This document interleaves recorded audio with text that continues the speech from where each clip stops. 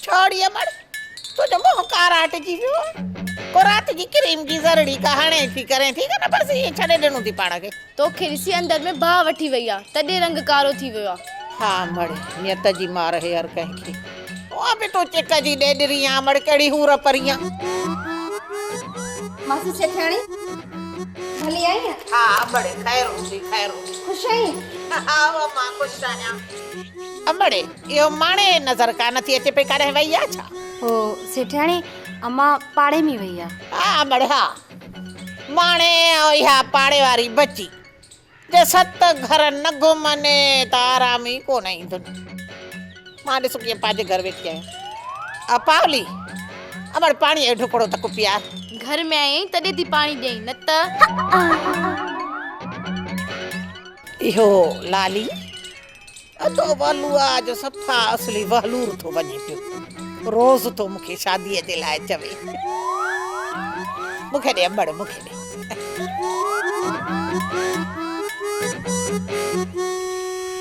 मासी वो देर छो थी करी जड़ो वलू पाण ढूंढा न एड़ो ढूंढ को गोले ॾिस। ओ लाली मां तुंहिंजी थी ॻाल्हि कयां पई अतो वलुआ जो सफा तुंहिंजे सिक में सुकी पाठो थी वियो आहे न खाधो न पीतो असली कहिड़ी ॻाल्हि कयां वो मासी बाहि ॾेई छॾीस ॿिन वेलनि जी मानी पची पवंदव।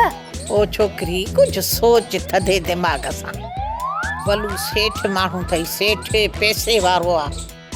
ज़िंदगी ठही पवंदई घर बि थी पवंदी मासी एड़ो फ़ाइदो ॿियनि खे छो थी ॾी वल्लूअ खे ज़हर ॾेई मिल्कियत ते कब्ज़ो करे वेही रहो। हाणे त पे घर जे ॾिड़ी केतिरा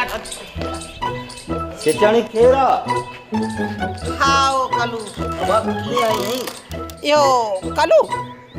आई आहियां तोखे होटल वठण ॿुधो थम त विकिणे थो पियो न दी मां होटल कोन थो विकणा मासी तू ही पंहिंजे घर में खणी होटल खोल कोई भी सॼो ॾींहुं तुंहिंजे घर में मर्दनि जी अच वञ लॻी पई आहे ॿुधई न बाबा होटल कोन थो विकिणे वो नथो विकिणे त ठाहियो बाक़ी ॻाल्हि हाणे छा थी पई उभो थी ॾारे विढ़े थी पई सब्सक्राइब कयो असांजो ऑफिशियल यूट्यूब चैनल सिन टीवी HD ड्रामा ऐं वधीक अपडेट लाइ बेल आइकन खे क्लिक करियो।